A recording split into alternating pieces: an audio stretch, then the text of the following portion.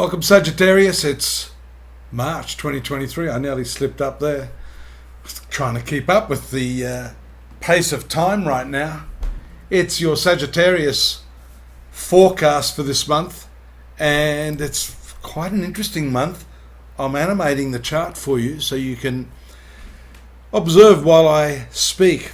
You've got to take a gamble. Jupiter and Venus in this fifth house. Very, very lucky indeed.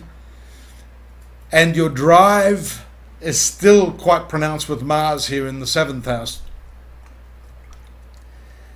The important transit that we see around the 7th is the moon swinging around here into your career sector. It's a full moon. Just at that time, Mercury slips into the 4th house with the Sun and Neptune. And Saturn also does the same thing into this 4th house.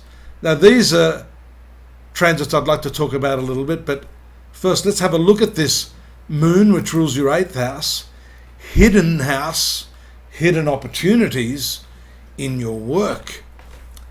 Don't miss those opportunities. You've got to ferret them out. And if you've had a bit of an intuition as to what it is you'd like to do, what's possible in your life, then this is certainly a time that you can do that. It's a 2-day window of opportunities for you. The 11th house transit also brings financial gain, and the 9th and 10th of March. But coming back to this Saturn transit, that's an interesting one because you've had a Saturn transiting this 3rd house for the last 2.5 years. Saturn is really the background mover and shaker, and it determines to a large extent where much of the activity over the coming couple of years is going to take place. This is property, family, your residential status, real estate, investments in that area, as we can see from Venus and Jupiter, and you may be rather confident in those investments. But here Saturn, Sun, Mercury, in particular Saturn and its slow move through this 4th house, is introducing a whole new era, if I could put it that way, in terms of your inner self. You've become a little more serious, or will be rather, under the transit of this Saturn in the 4th house. That means quite a bit of soul searching, looking for meaning.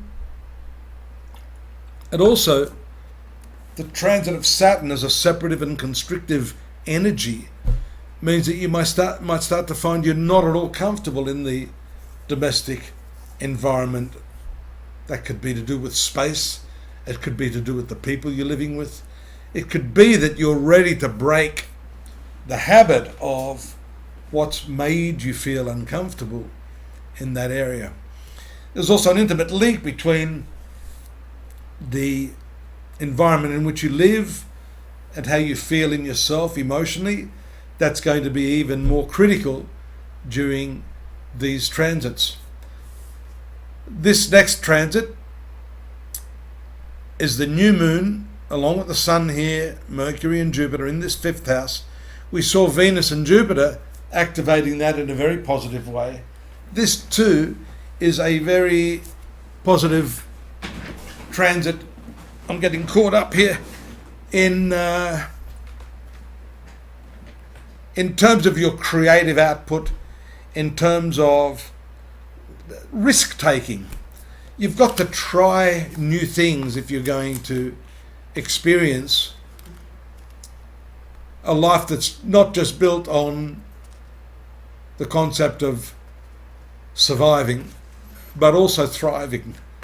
I think that's very, very important. There's also other transits here that are going on. They're going to be activating, for example, Mars here in the 8th house. It's been transiting in a combative stance your relationships throughout this period. You might see the last vestiges of that as the moon makes contact around the 28th here in the 8th house of intimacy. But generally these transits in this 5th house are great for reactivating your creative energies, for meeting and feeling good with younger people. If you're a parent, this is also a prime opportunity for you to re-establish your bond with your children. That's that 5th house. I think the only real challenge here now that we're going to be talking about over the coming months is a Saturn here in this 4th house. Now, it's not all bad news, and I'll talk about that a little more next month. In the meantime, you can get more detailed information on the month of March 2023 at astrology.com.au. Pop on over there. Don't forget to subscribe. Drop me a note if you've got any questions, technical or otherwise. And I'll see you here next month. Bye-bye now.